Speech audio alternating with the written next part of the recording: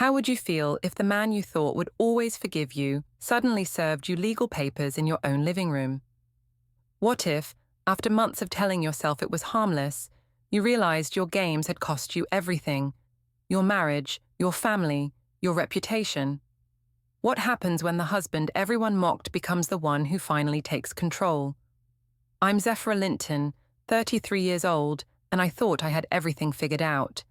Marriage to Mark for 12 years, our beautiful 8-year-old daughter Sarah, a comfortable life in suburban Connecticut.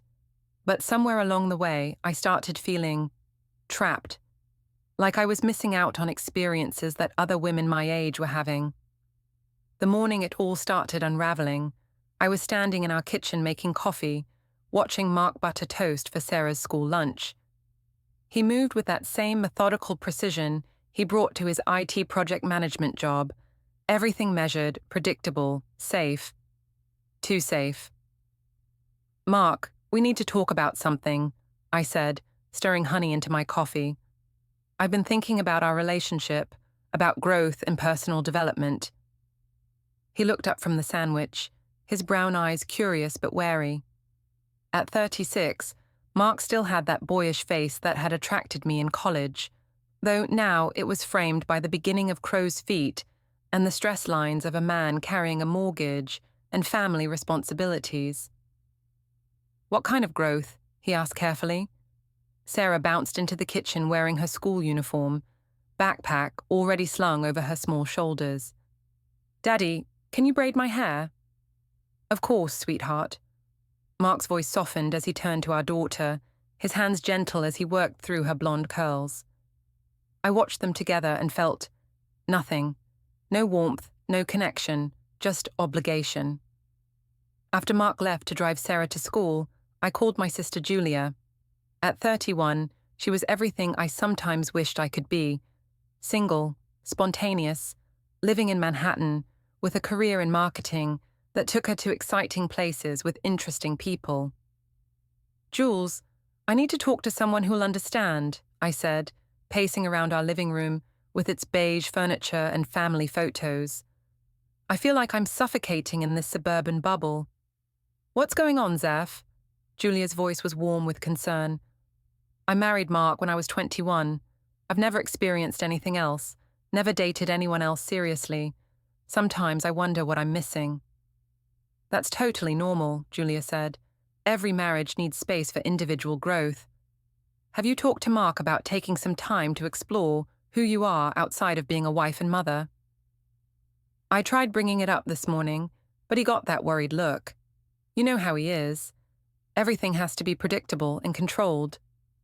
Maybe you need to be more direct about what you need. You're not asking for anything crazy, just some room to breathe and figure yourself out. That evening, Mark returned from work to find me in the kitchen preparing dinner. He'd changed from his work clothes into jeans and a polo shirt, looking like the reliable suburban dad he'd become. "How was your day?" he asked, kissing my cheek in that automatic way married couples do. "Fine.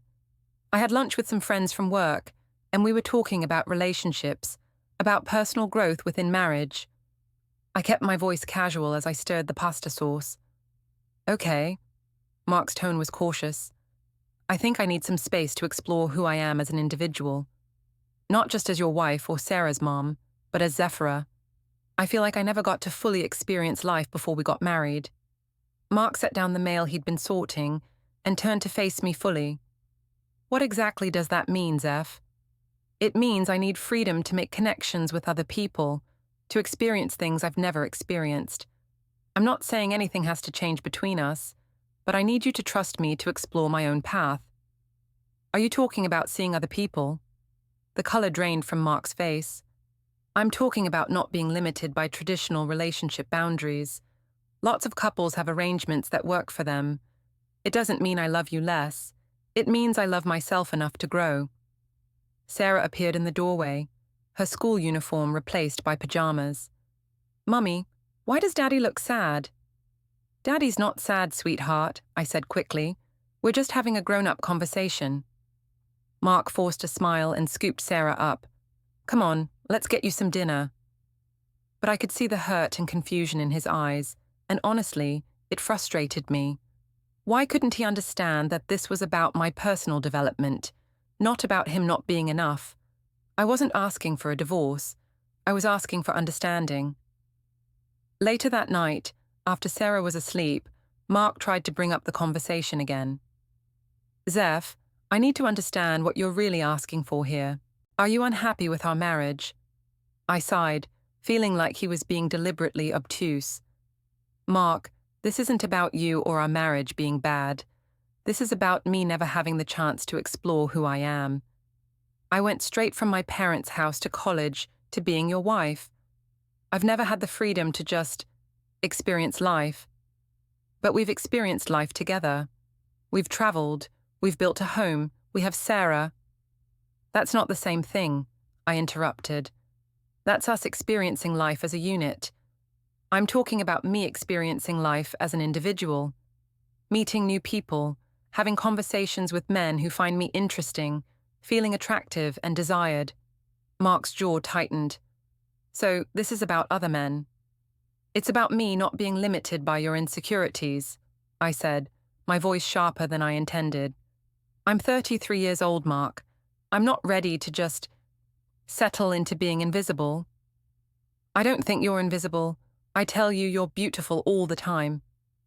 You're my husband. You have to say that. I turned away from him, looking out our bedroom window at the suburban street lined with identical houses. I'm talking about feeling alive again, feeling like I'm more than just someone's wife and someone's mother.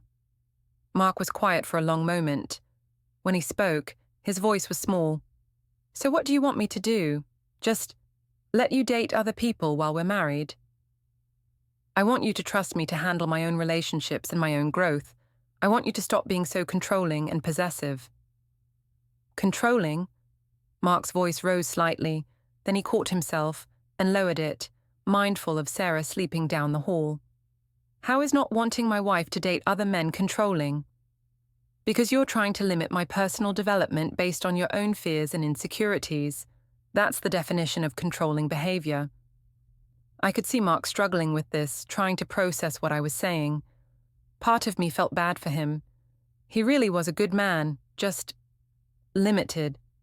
He couldn't understand that love didn't have to mean possession, that a person could explore connections with others without it diminishing what we had. I need some time to think about this, Mark said finally.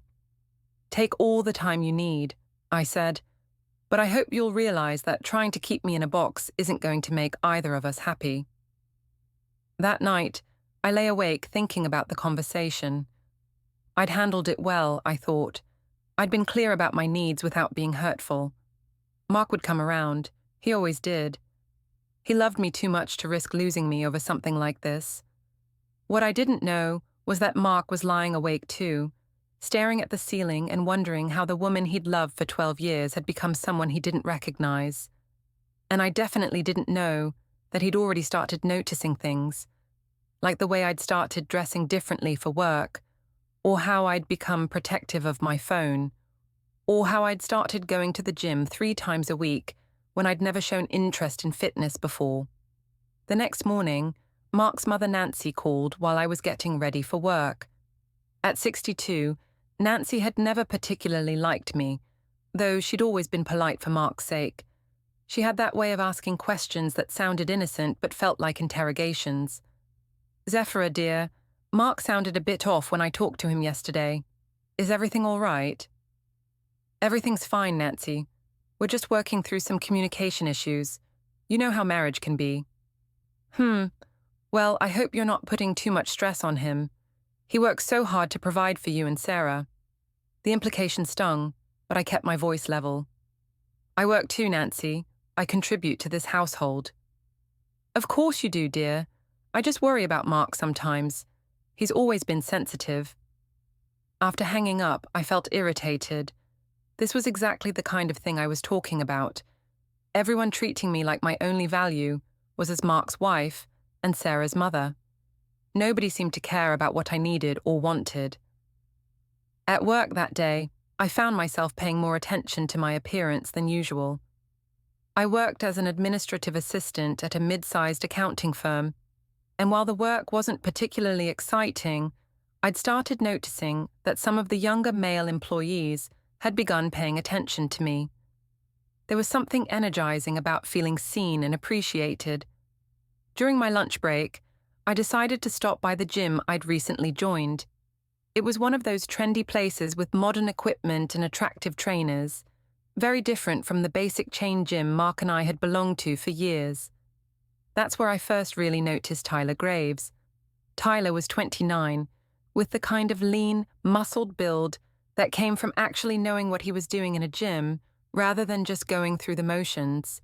He had dark hair and green eyes, and when he smiled at me during my workout, I felt something I hadn't felt in years, genuine excitement.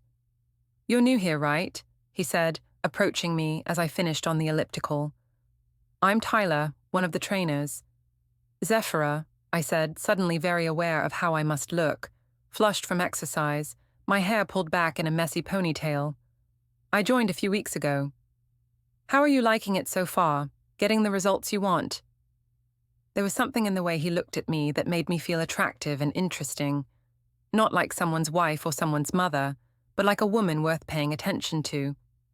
"I'm still figuring out what I want," I said, and immediately realized how that might sound. But Tyler's smile widened, and I didn't correct myself.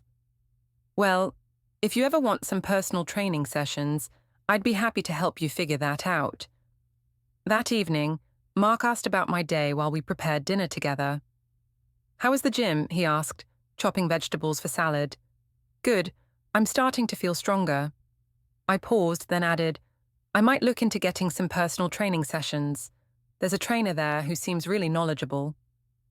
Something flickered across Mark's face, but he just nodded.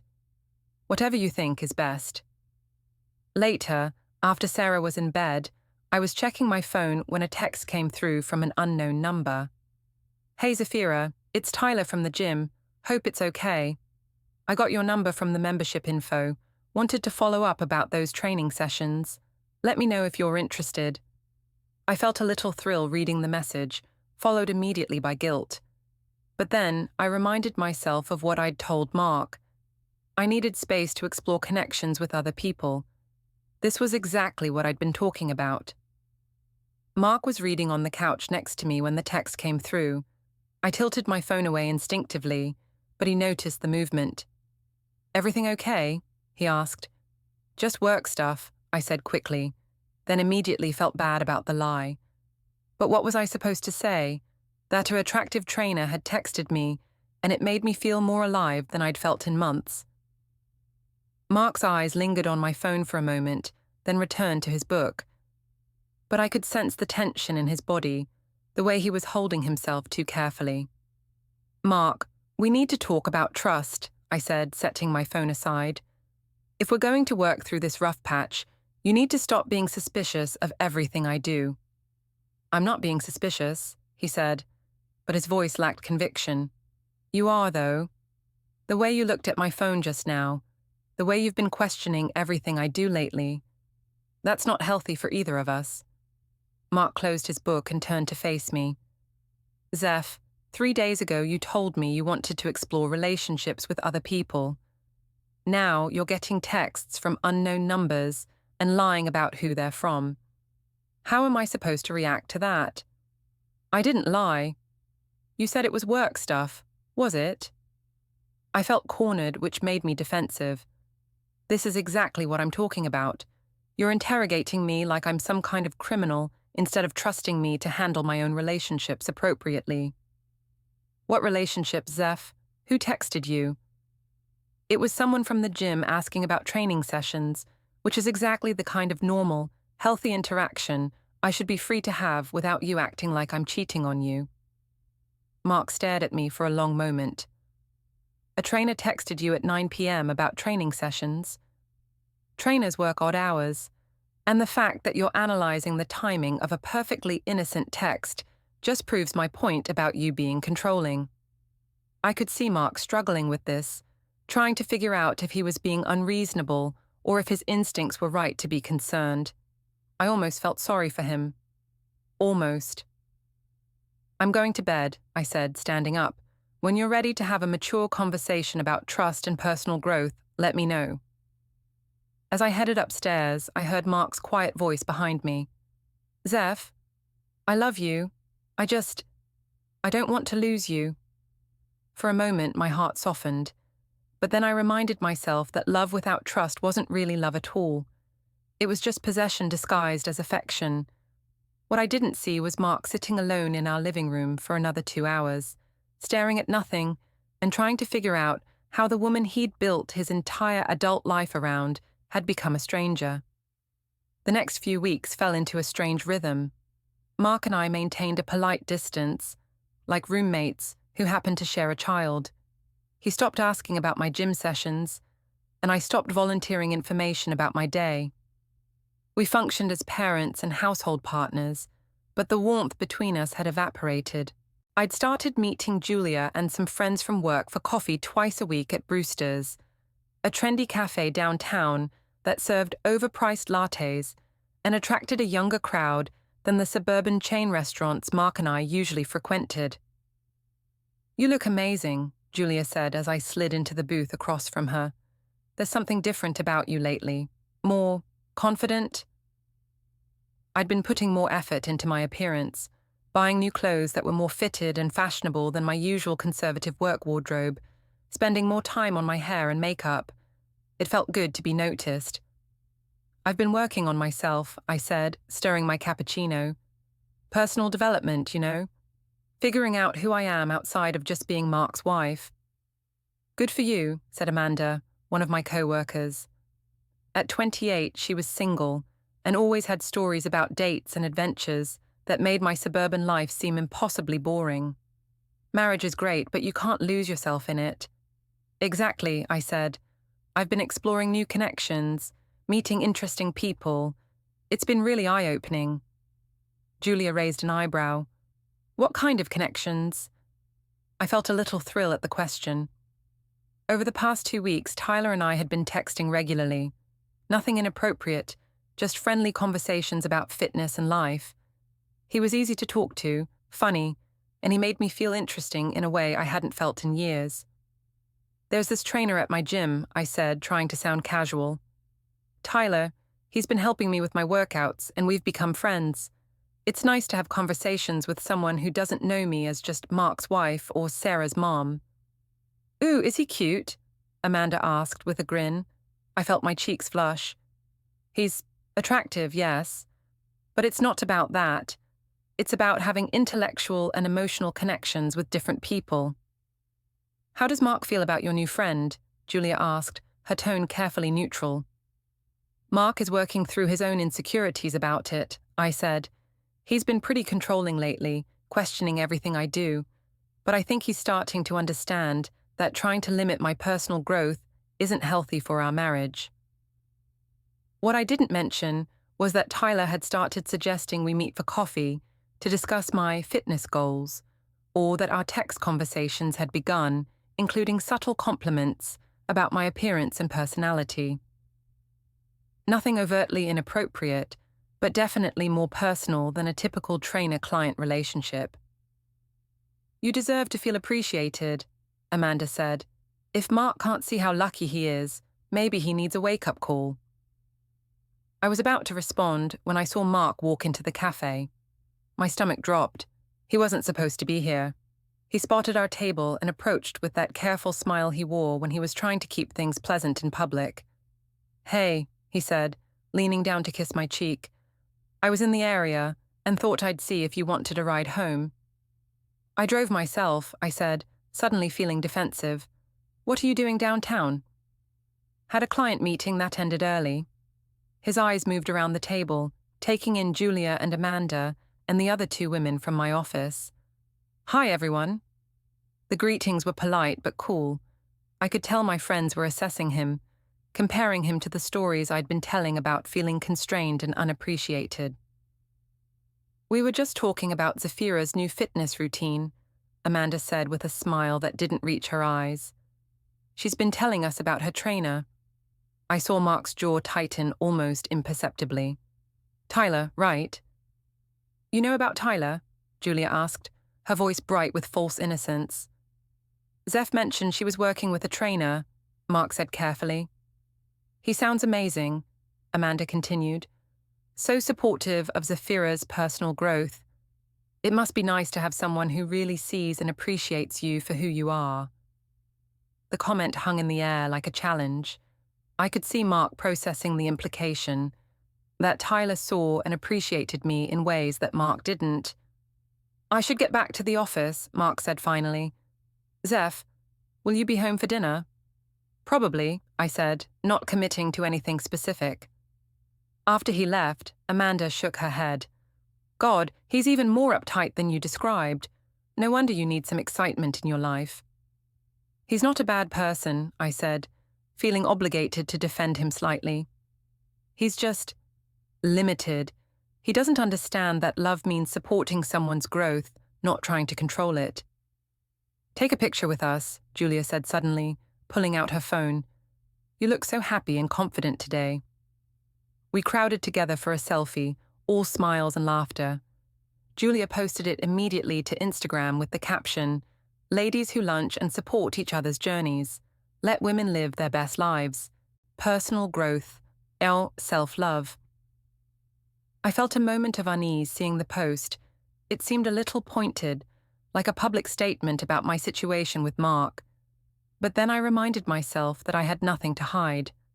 I was exploring friendships and personal connections, which was completely normal and healthy. That evening, Mark was quiet during dinner. Sarah chatted about her day at school, but I could feel the tension radiating from him. How was your client meeting? I asked, trying to keep things normal. Fine, he said. How was coffee with the girls? Good. We were talking about personal development, supporting each other's growth. You know, normal friend stuff. Mark nodded, but didn't respond. After Sarah went to watch TV in the living room, he cleared his throat. Zeph, can I ask you something? Of course. Are you having an affair? The question hit me like a slap. Excuse me? I'm asking if you're having an affair with Tyler or anyone else. I felt my face flush with indignation. I can't believe you just asked me that. This is exactly what I'm talking about, Mark. You're so insecure and controlling that you can't handle me having normal friendships with other people. Answer the question, please. No, I am not having an affair.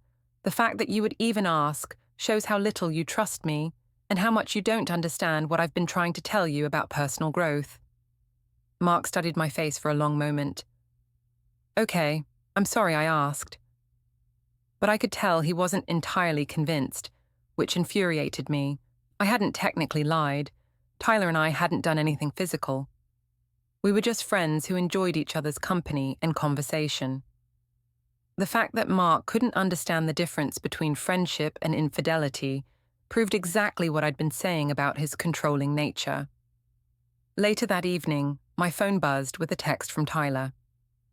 Hope you had a good day. Been thinking about our conversation yesterday about trying new experiences. Would love to continue it over coffee sometime soon. I felt that familiar flutter of excitement. Tyler understood what I was going through in a way that Mark never could. He saw me as an individual with my own needs and desires, not just as someone's wife who should be satisfied with whatever scraps of attention she received. I'd like that, I texted back. When were you thinking? Tomorrow afternoon? I know a quiet place where we can talk without interruptions. I hesitated for just a moment, thinking about Mark's question earlier. But then I reminded myself that I wasn't doing anything wrong. I was building a friendship with someone who supported my personal development. The fact that Mark couldn't handle that was his problem, not mine. Sounds perfect, I replied. The next day, I met Tyler at a small coffee shop across town, far from anywhere Mark or his family might randomly appear. Tyler was waiting for me in a corner booth, looking relaxed and confident in jeans and a fitted t-shirt that showed off his gym-toned physique.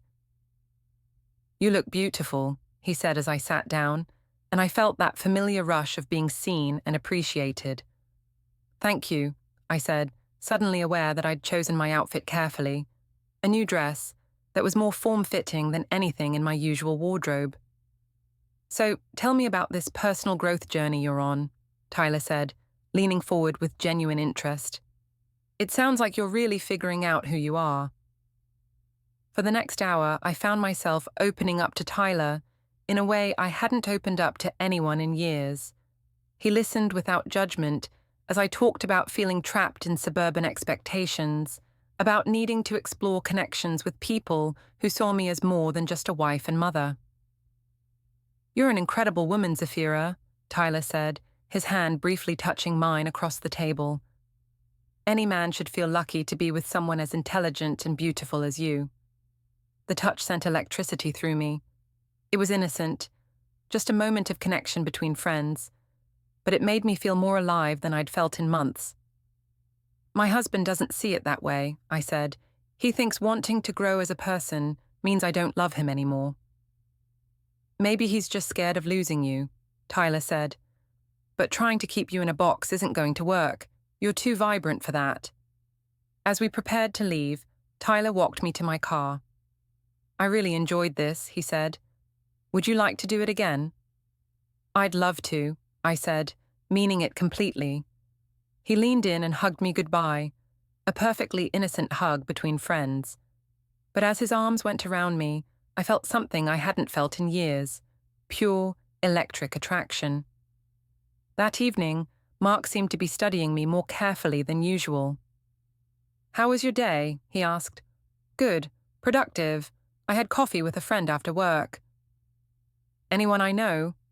I felt a flash of irritation at the question. "Tyler, from the gym. We were discussing my fitness goals." Mark nodded slowly. "For 2 hours?" My stomach dropped. "How do you know how long? Are you tracking me now?" "You left work at 3:30 and didn't get home until 6. I was worried." "So you're monitoring my schedule. This is exactly what I mean about controlling behavior, Mark. I'm a grown woman. I don't need to account for every minute of my day." "I wasn't monitoring anything. I called your office to see if you wanted me to pick up Sarah from school, and they said you'd left early." I felt caught, which made me more defensive. "I don't appreciate being interrogated about my friendships. Tyler is a good friend who supports my personal development, and I'm not going to stop spending time with him just because you're insecure." Mark was quiet for a long moment. When he spoke, his voice was very calm. "Zeph, I need you to be honest with me. Are you developing feelings for Tyler?" The question hung in the air between us. The honest answer was complicated. I was attracted to Tyler. I enjoyed his attention and the way he made me feel, but I wasn't ready to admit that even to myself. "I'm developing a friendship with someone who treats me like an individual worth knowing," I said instead. "If you can't handle that, then maybe you need to examine why you're so threatened by me having connections with other people." That night, I lay in bed thinking about Tyler's arms around me, about the way he looked at me like I was fascinating and beautiful. For the first time in years, I felt like a woman instead of just a role. What I didn't know was that Mark was lying awake too, finally accepting that the woman next to him was slipping away and that all his attempts to hold on to her were only pushing her further from him. And I definitely didn't know that he'd already started making phone calls to a lawyer, to his brother Eric, to his mother. Mark was done trying to save our marriage. Now he was focused on protecting himself and Sarah from whatever was coming next. 3 weeks later, I was spending more time at the gym than ever before. My sessions with Tyler had evolved beyond typical training. We'd talk for hours about life, dreams, and the constraints of conventional relationships. He had a way of making me feel understood that I'd never experienced with Mark. "You're glowing lately," Tyler said as we finished a workout session. "Personal growth suits you." I felt myself blush. Over the past few weeks, our conversations had become increasingly personal and flirtatious. Nothing had happened physically beyond those brief touches and lingering hugs, but the emotional connection was undeniable. "I feel like I'm finally becoming who I'm supposed to be," I said, toweling off the sweat from our session. "It's amazing what happens when someone actually sees you for who you are." "Your husband's an idiot if he doesn't appreciate what he has," Tyler said, his green eyes holding mine. If you were mine, I'd never take you for granted. The comment sent heat through my entire body. We were crossing into dangerous territory, and I knew it. But instead of pulling back, I felt myself leaning in. Mark thinks love means ownership, I said. He doesn't understand that real love means supporting someone's growth, even if it's scary. Some men are just too insecure to handle a strong woman, Tyler replied. They want to keep you small because they're afraid of losing you. That evening, Mark was helping Sarah with homework when I returned from the gym at nearly 9 p.m. Daddy, why is Mommy always gone now? Sarah asked, looking up from her math worksheets. I felt a stab of guilt, but pushed it aside. Mommy's been working on getting healthy and strong, I said, kissing the top of her head. It's important for adults to take care of themselves. But you're never here for dinner anymore, Sarah said quietly. I'm here now, I said, though I could hear the defensiveness in my voice. Why don't you finish your homework so we can spend some time together? After Sarah went to bed, Mark approached me in the kitchen, where I was cleaning up the dishes I'd missed during my absence. We need to talk about your schedule, he said carefully. Sarah's starting to feel like you're not around anymore. I'm around plenty, I said, scrubbing a plate more vigorously than necessary. I work, I come home, I spend time with her on weekends. You've been at the gym until 9 p.m. 3 times this week. That's past Sarah's bedtime. So, you're perfectly capable of handling bedtime routine. I've been doing it alone for years while you worked late. I worked late to provide for our family. What are you doing at the gym for 5 hours? The question felt like an accusation, which immediately put me on the defensive. I'm working on my physical and mental health. I'm building friendships with people who support my growth. I'm becoming a better version of myself.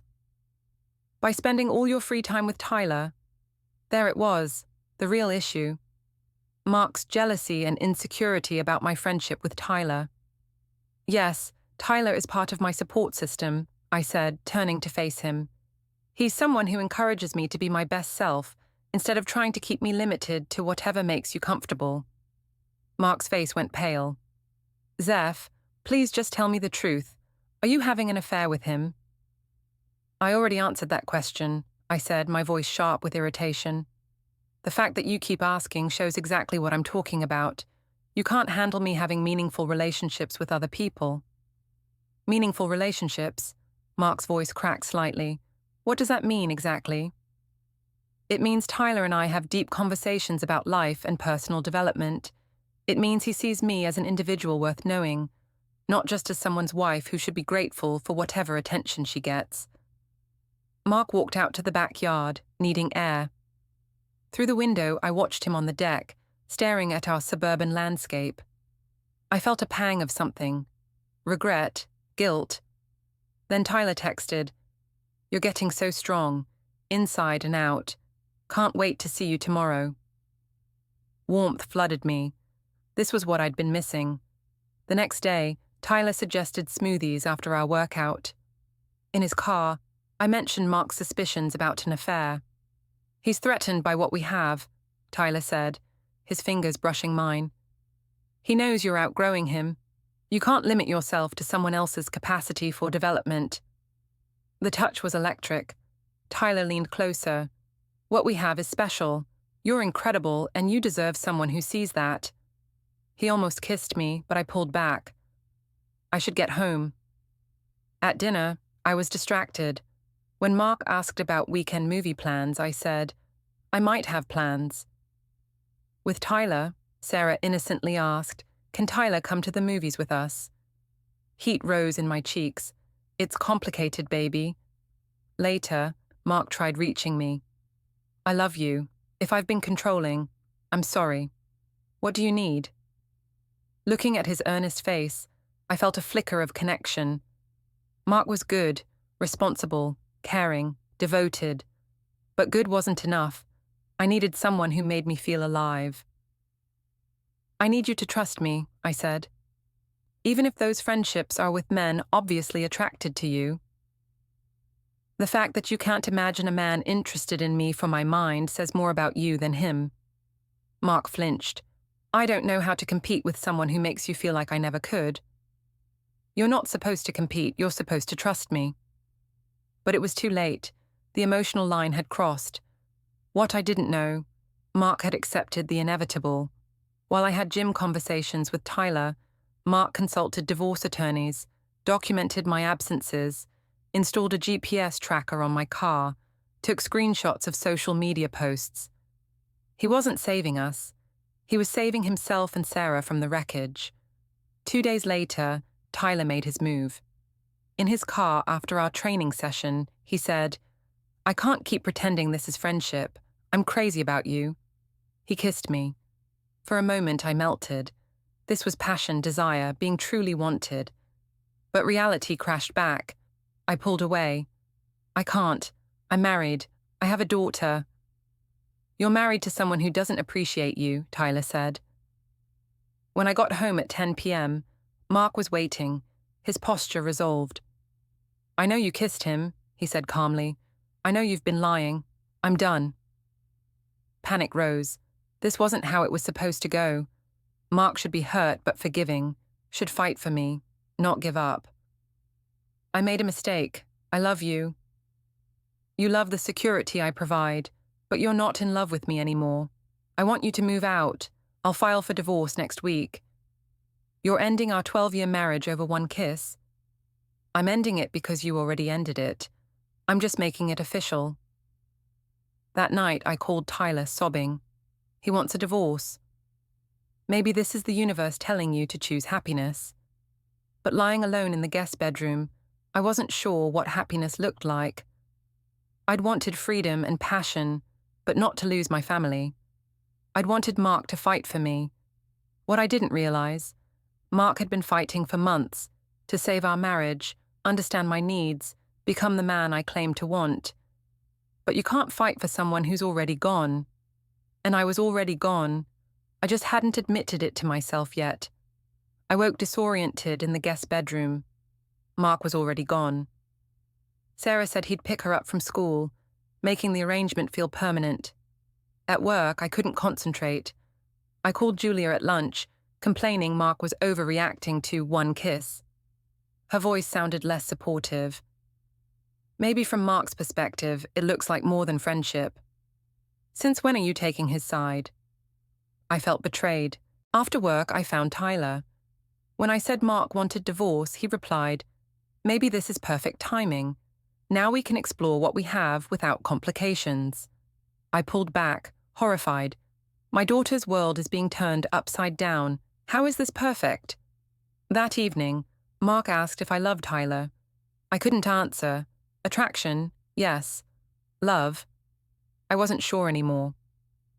You're willing to destroy our family for someone you're not sure you love, Mark said. This was about the excitement of something new.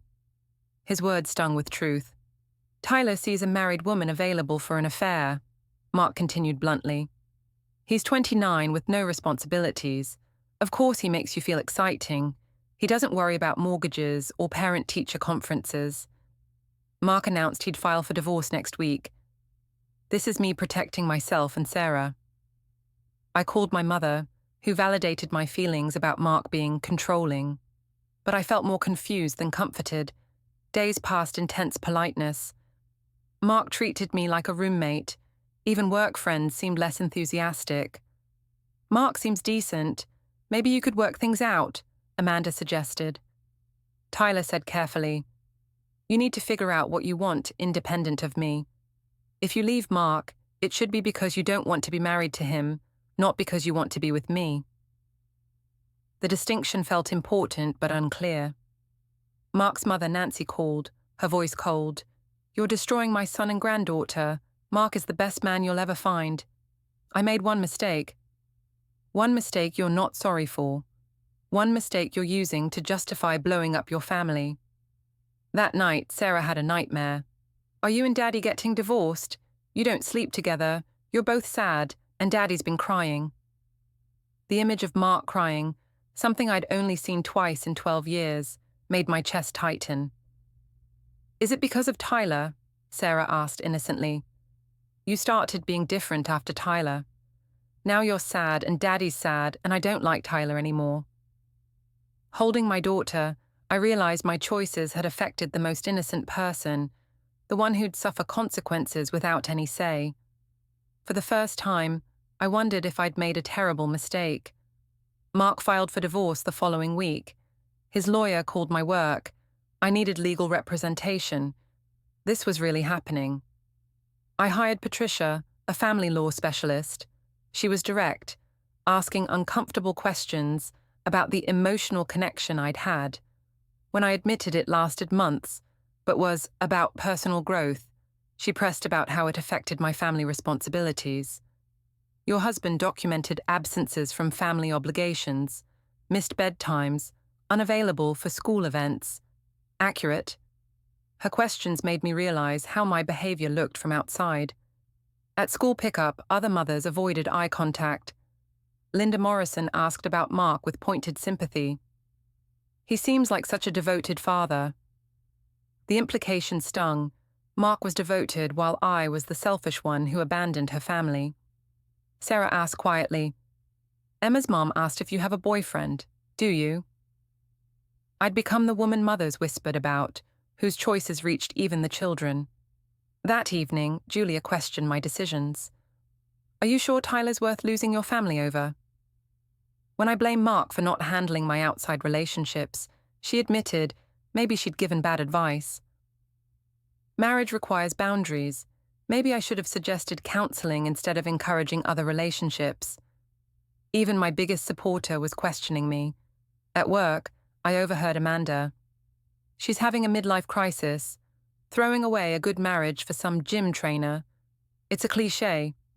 Meeting Tyler for coffee, he seemed distant. Maybe we moved too fast. You need space without me being a factor. Are you breaking up with me? When you were married, this felt exciting. Now that you're available, it feels heavy, complicated. Tyler had been attracted to the excitement of a married woman, not the reality of me. Now that I was free, he was losing interest. You didn't give anything up for me, he said. You gave it up because you weren't happy. That's not my responsibility. Mark's brother Eric called, voice serious. Mark's been trying to save your marriage while you played games. Now he's broken, questioning himself, blaming himself for not being enough. I'd lost everything. My marriage, Tyler, my friend's support. Worst of all, Sarah was caught in the middle. That night, Sarah climbed into bed with me. Can you and Daddy fix things? I knew it was too late. Mark had moved beyond hurt to indifference, protecting himself and Sarah from further damage. Sometimes grown-ups make mistakes that can't be fixed, I said honestly. Holding my crying daughter, I realized my pursuit of personal happiness had cost everything that actually mattered. And there was no guarantee I'd get a second chance to make things right. 3 weeks later, Mark arrived unexpectedly with his attorney, Jennifer Walsh, and a process server. My stomach dropped as the server handed me amended divorce papers, custody modification requests, and a restraining order on marital assets. Jennifer spread evidence across my coffee table, text messages with Tyler, bank statements showing charges at restaurants and hotels I'd claimed were work-related, GPS data tracking my lies. A timeline documented my absences, missed school events, money spent on Tyler. This shows prioritizing your affair over motherhood, Jennifer said. Your husband requests primary custody. You can't take Sarah from me. They also had social media posts about toxic men, witness statements about me disparaging Mark publicly, and Sarah's teacher reporting she'd become withdrawn and anxious. What do you want? I whispered. Primary custody to Mr. Linton, Jennifer said. Fair asset division accounting for funds spent on the affair. After they left, I called Tyler. His phone was disconnected. The gym said he no longer worked there. Julia was distant. Even my mother suggested accepting Mark's terms. That evening, Mark came for Sarah. I begged to fix things. 6 months ago, I would have done anything, he said. Now you're only saying this because Tyler didn't want you and you're facing consequences. His assessment devastated me. You want security, not me, Mark continued. If Tyler called tomorrow, you'd be gone again. I couldn't deny it. He was right. Mark got primary custody, the house, most assets. I got a small apartment, every other weekend visits, and the freedom I'd claimed to want. But freedom felt like loneliness when I'd lost everyone who mattered. 6 months later at Sarah's play, Mark looked relaxed and happy with Nancy. When Sarah asked if I'd join them for ice cream, I declined. Driving to my empty apartment, I realized this was my life now. Brief moments with my daughter, polite distance from Mark, constant awareness I'd traded everything for a fantasy. Mark had given me exactly what I'd asked for, freedom to discover who I was when I had no one left